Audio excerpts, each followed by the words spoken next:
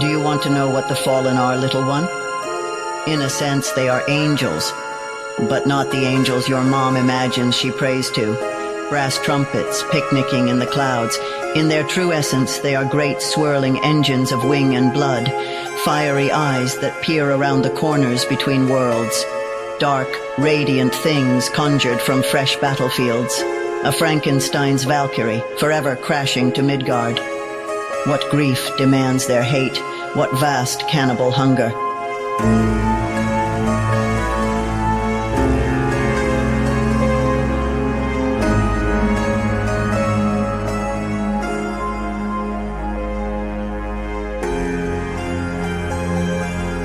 Welcome to the Fallen Cycle.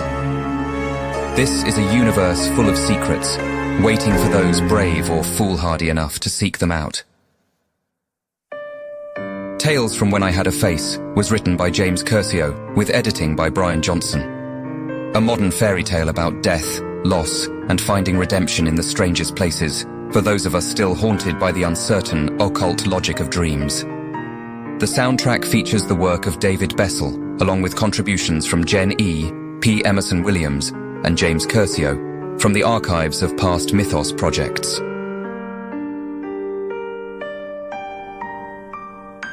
Support for this project is pivotal. By becoming a patron at patreon.com/mythosmedia, that's MYTHOS media, you enable us to make more content like this, and to be able to hire on more freelance artists in future works. You can also discover more about the myth-punk Fallen Cycle universe at fallencycle.com. This podcast contains adult themes and may induce psychosis. And now, this week's episode. Season 1, Episode 8, The City of Stars. I was awakened by a cry from above. Still rubbing my eyes, I stumbled above deck into the daylight, afraid of what I might find, but I was greeted by a scene straight out of a picture book fairy tale. Before us stretched the Nadia, a lake dotted here and there by sailboats making their lazy way across water as smooth and clear as a mirror. The city beyond was built in the shade of many plateaus that ringed the far side of the lake and sheltered it to the west. The minaret of the central palace was first to pierce the fog, like a lone white horn thrust high into the sky. Then the shadows of the library appeared, and then the matching parapets of the academies and marketplace. In place of streets, cultivated gardens grew between Ashenti's bathhouses, which crouched like vagrants at the foot of the resplendent mountains, hot steam rising from their many blue-tiled pools to join the clouds above. We found our mooring in the docks and disembarked with a renewed sense of calm. Elena covered her eyes as we walked past one of the outdoor bathing pools. She peeked between her fingers and then dropped her hands altogether. A small smile played across her features as she peered within, like a momentary ripple of sun on the water. But Samah gently grasped her by the hand and led her away. "We have a purpose here," Samah said, apparently for her benefit. Then he grinned. "But feel free to look, heaven knows I couldn't stop you." We walked and the others talked for a time, but then I recalled turning to his servant and asking, "Wallaj, how did you come to work for Samah?" He stopped and leaned on his spear, his face typically grim. Unsurprisingly, he did not partake of the rolled mavosh that Samah and I were passing back and forth. "My father came to an agreement with the Walhallan family," Wallaj said simply. Then he shrugged and continued walking. "Other Mibari came to look upon us with suspicion and with longing, envy, serving the royal family. Of course they were envious. We moved overnight from reed huts to the palace where every need and desire is satisfied." Elena smiled at him. "No wise master mistreats a servant." "Is that what they teach you in the north? You are braver than you know, child, to say such things, but you know nothing of our world." "I am proud to give service to House Walhallan," he said, bowing toward the palace almost habitually. "I am not his servant. I am his abdal, his guardian, I guess you might say, and he is my patron." We walked down a path paved with smooth stone. Tropical plants grew from pots that lined these crisscrossing paths, and people passed to and fro between them or lounged in their shade. A woman spotted us from beneath a date tree and moved in our direction. She seemed to float beneath her veils, as if she swam through the air. The blue fabric was mostly transparent in shadow and shimmered in the light, rendering a curious effect whereby she seemed at once entirely naked and wrapped in a scintillating opacity. Jewelry tinkled as she approached, striding with casual confidence. "Nadia Ishara," Samah said, bowing deeply. "Abishai Samah," she replied with her arms raised high. They smiled at one another, and I realized their seriousness was in jest. I would later discover from Eluane that the mothers and daughters of Imari royalty were also named after the lake. Nadia, clothed in raiment the blue of her waters, and their sons and fathers were named after the air. Abishai. Then the smile melted from Ishara's face. "I'd started to believe you no longer lived with us. Our father asks for you," she said. "Good, since we are here to see him," Samah said. She opened her mouth to respond, but then she noticed Wallaj and ran to him, wrapping her arms around his broad back. At first he stood stiffly, as if uncertain what to do, but then he melted as he held her close, and his spear clattered to the ground. She was proportioned to him almost like a child, but it was his demeanor that became childlike. His face shone, and his smile reflected in his eyes. "I've missed you," I could hear her murmur. He said nothing at all, but his feelings were clear as they continued to embrace. Samah crossed his arms, but Eluane was scanning the others who walked by. "Wallaj," Eluane said, "is it usual for so many of your people to be here so armed?" Wallaj looked over his shoulder and saw many Mibari hovering uncertainly in place. They all carried spears, as he did. "Every Mibari is given their spear after their first successful hunt," he said, shrugging. But Samah was also concerned by the expressions on their faces, although, as Wallaj had indicated, the weapons weren't unusual. Soothe a paranoid mind. Wallaj stepped back from Ishara and looked skyward with some anxiety himself, as if he could still see the comet in the daytime sky. He picked up his own spear. Then he bowed to Samah without making eye contact and walked down the street. Ishara's gaze followed him from behind her veil. I was hardly paying attention to their little drama. I wondered to myself how they had escaped the grotesquerie and madness that so often besets royalty. Many nights later, Eluane told me in hushed tones that it was not uncommon for the royal Nadia to be secretly adopted from the streets of Babylon, and many orphans wandering those labyrinths prayed that they might be so chosen. The more likely outcomes were far less pleasant. This was not unlike how the sisters were chosen in Babylon. They were selected supposedly by the inscrutable providence of the hidden powers themselves, but in reality I imagined it was the work of the priests. How different were the faiths of Nadia and Babylon after all? Their patron saints were not the same. Perhaps the Imari held no such eschatological expectation, believing their goddess was already materially manifest about them. I do not know. "You're too familiar," Samah said to his sister as I continued to half wander in my thoughts. Ishara scowled and turned to leave. "You know how familiar we are. Why would I pretend otherwise?" Eluane raised his hands in ceremonial greeting and called after her, "Tell your father, Al-Wahalan, head Abishai of all Imari and king of Ashenti, that I have returned." She raised an eyebrow at his formality, but then bowed to him. "As I said, he'll be wanting to see you." And she disappeared into the crowd. I should go with her to the palace. "Take the girls to the gardens," Samah said to Eluane when his sister had gone. "We'll send for you when father is ready to play king." The four of us wandered a manicured path through one of the central gardens beside the palace. Streams, statuary, and wisps of steam broke the stately lines of the walkways. I am told that when seen from the air, the garden paths are like the petals of a rose, all winding toward an enclosed center. In this way, too, Ashenti was both like and unlike its rival. Where the maze of the outer city of New Babylon seemed endless, and without any apparent forethought, Ashenti maintained a subtle consistency, a sort of mindfulness that becomes almost invisible. but remains ever present. Everything had been considered, everything had a place. All was shaded from the sun by the swaying leaves of tropical plants or awnings that stretched over baths and pavilions of stained glass, but otherwise stood unguarded. No wall stretched around this city. I felt as if I had all the time in the world to enjoy the sun overhead, the sloshing of water at my back, the fragrant air. For that moment, I felt safe. Where there were doors at all, there were no locks. The Amari believed themselves of one family, and amongst them I felt an immediate pang for something that I never knew I'd lacked. I also knew at once that, as friendly as they might appear, I would never get to stand inside that circle. I could only ever look in from the outside and imagine how nice it might have been if I had been born to different parents in this different time. Without knowing it, I think they cultivated jealousy in everyone they graced with their hospitality, but not Nisa.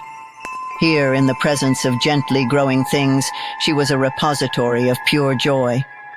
She ran from flower to flower, shrieking with glee.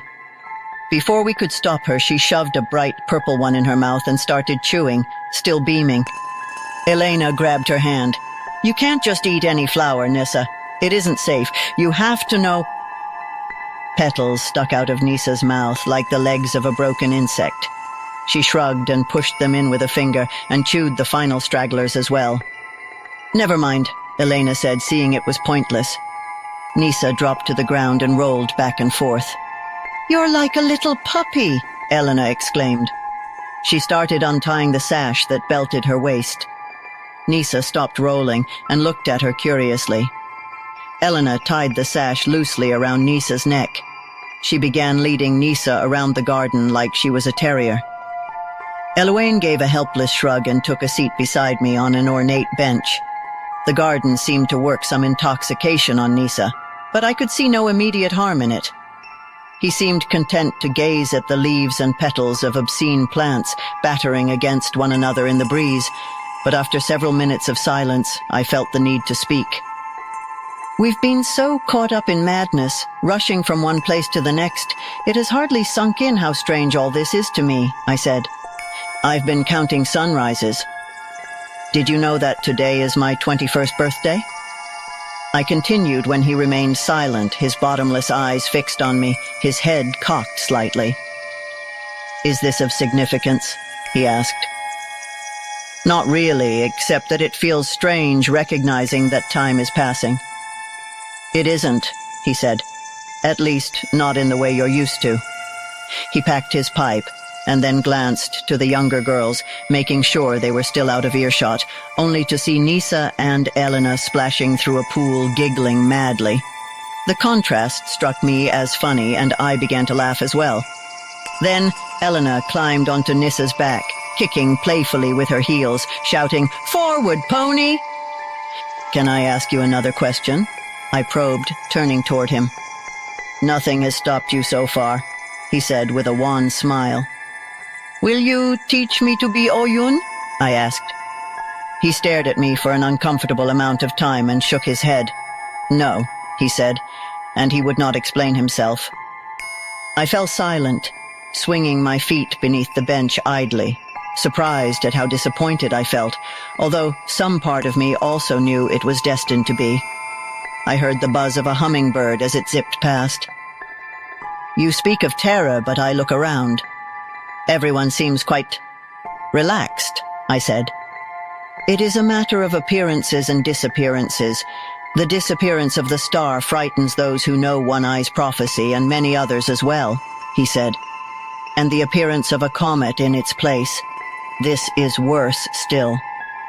We sat for some time, gazing up at the outstretched arches capped with copper, silver, and bronze, like fingers reaching ever for the sky, and we heard laughter on the wind.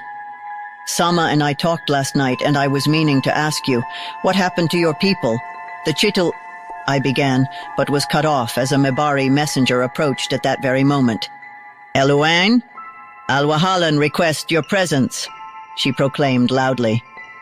The Raven Wanderer gave me an apologetic smile and rose to his feet. "The king awaits." It is time, Gran thought. She reached into a chest beside her altar and took out a wooden mask. Following the procedure laid out in the chronicle, it had been carved, heat-treated, oiled and polished, but as of yet, unpainted. She placed it on the altar. With it, one day, her granddaughter might sneak past the Raven Wanderer himself and find her secret den. This day began not unlike any other, she said to her granddaughter. By its end, many would be dead, and what is worse, forgotten to all but the fine. Today, I give them the service of remembrance. She dipped a brush in ink, black ink that shone like a jewel in the light. I don't know their names or their number. She made a quick stab with the brush and painted around the eyes. I know the child that stared at me like a mute as I ran past, blinded to the light of reason because a pike had emptied the back of her head. She sighed. I know too much to know anything. Gran put down the brush and raised a hand to her temples. How did it happen? Eloane had led us from the gardens. He was following someone, a Mabari servant. The sun punctured the open spaces between the cliffs that hugged the city of stars. These fissures were uneven, curving in and out, walls of stone clearly fit for carving. How eager those artisans must have felt, graced with so much naked limestone and quartz in one place. She began gesturing with both hands, momentarily forgetting the brush in one of them. They worked their magic for generations. There were elaborate facades, flanked by spirals and arches and rare beasts, guarding entrances to the shelter of the natural caves that held the bath and pleasure houses. There were statues staring agelessly from alcoves, yet in the corner of my vision, I saw the men with painted faces, standing grimly by the roadsides, as if awaiting a sign. I saw the vultures overhead. Doom already hung over that place, just as it hangs over us now. I'm one of the last who can speak of what happened, but like the tunnels under Ashenti, this story was carved over hundreds of silent years. You must imagine them lapping away in the background until on this very day. At that moment, Gran slammed her fist on the table and the bones cracked like fireworks as they jolted about the metal bowl in reply. Candlelight danced in her eyes, thousands of tiny lights glowing like malignant will-o-wisps as she contemplated the contents in the bowl. She drew a blade and ran it quickly over her hand. Several drops of blood fell, mingled with ink, and she dipped the brush. 3 impertinent strokes. I merely saw the final footfall that started the rock slide that buried it all, she said, as she watched the ink dry. She raised the wood-handled brush like a conductor who was about to begin a grand symphony, and then, to young Ayta's surprise, dropped it in the metal bowl that glowed red with embers. Soon this dull glow sparked and turned yellow as the sharp smell of horsehair, blood, and sandalwood filled the air. Future generations might say with a shrug that their ghosts were paved over to build a new tomorrow. Such casual indifference to the bodies of mothers, and daughters, and sons. Common hands and common dreams build empires, they will say. What can you do? It has always been this way. Most of the dead vanish as if they'd never existed, but their spirits will chatter and paint new faces on faded masks. Some part of them is carried on, and they whisper in the dark, as I whisper to you today. For in all the ways that matter save one, I am already there, walking the fane. The fire died back down, and Gran herself seemed to shrink. She took a deep breath and waved her hand, the fingers trembling slightly as if in irritation at herself. Then she drew herself up tall and continued.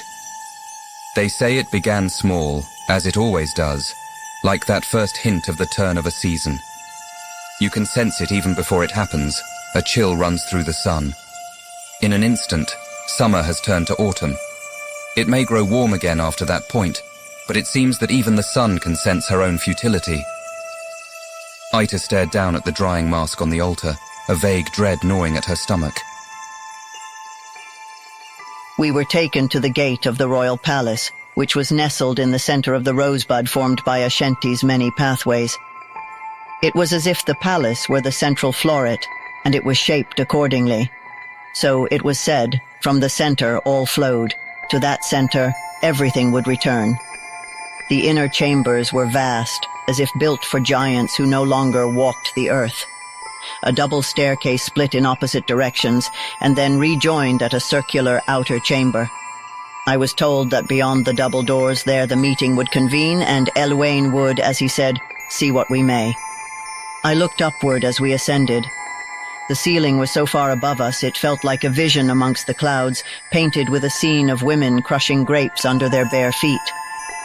Beyond them were the most prominent stars of summer night, all white save the seventh like a red flame of Babylon, and the eighth, the deep blue star of Ashenti.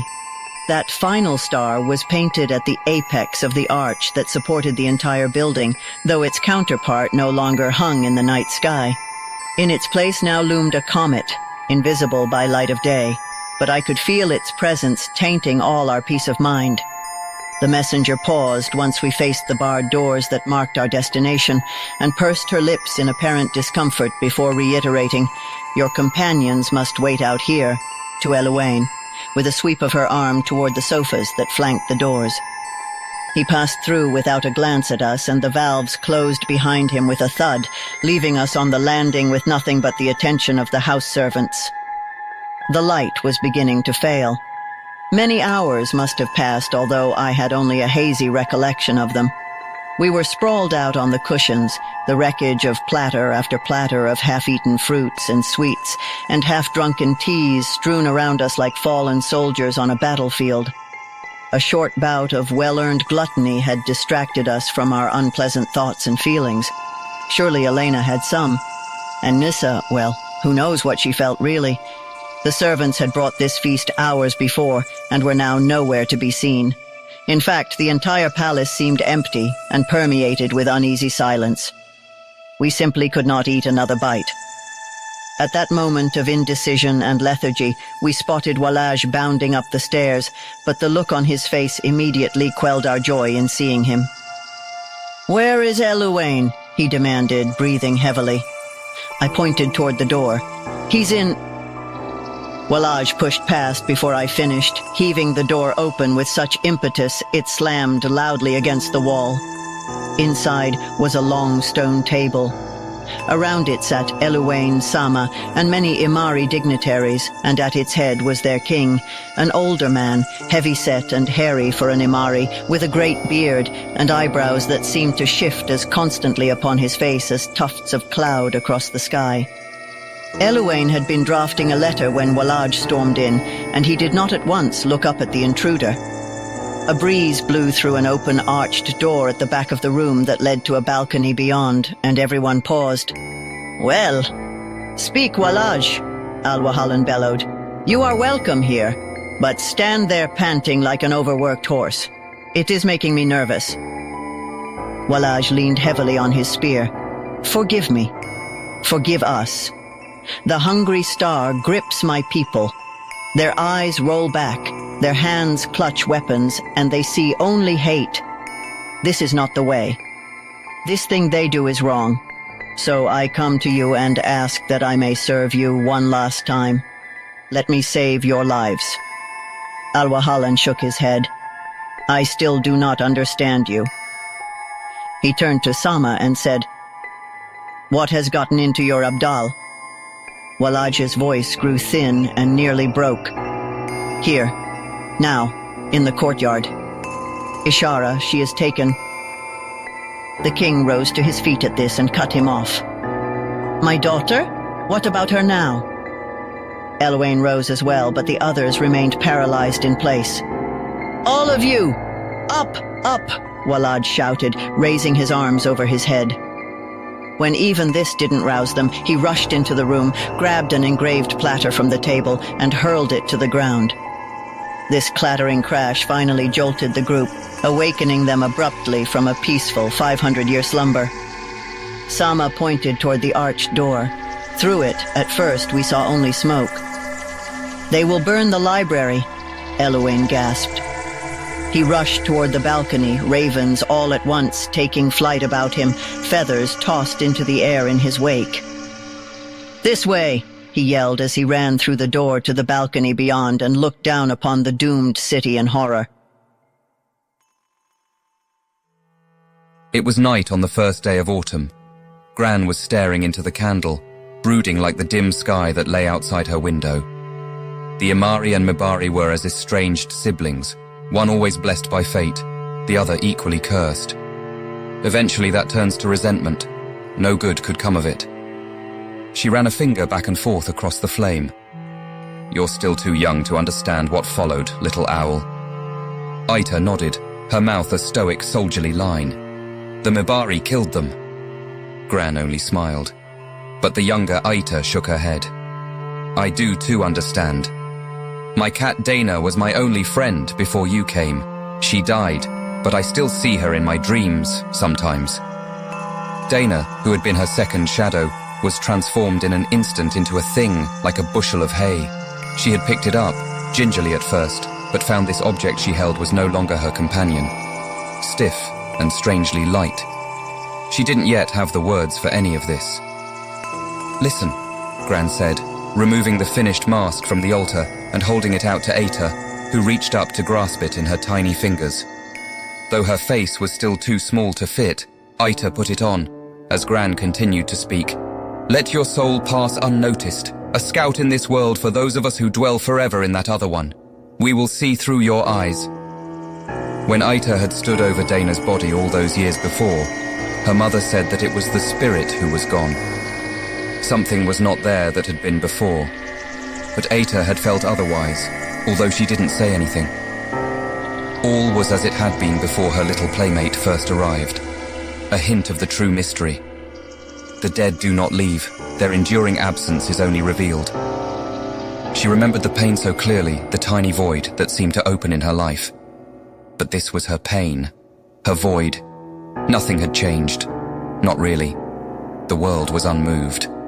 In the end, that indignity is what had hurt most. And now, she could hardly remember her original furry friend. Dana was soon replaced by a stuffed animal, which Ayta's mother gave to placate her tears. The worst part is that it had worked. What Gran was saying followed a twisted but compelling logic. The hidden world is the real one. And what is a lifetime when viewed from eternity? "This you must understand about my tale," Gran said. "The seasons grow within us, my dear, in the inner world. But I would only find her once I climbed the world's spine. By now, you must know of whom I speak."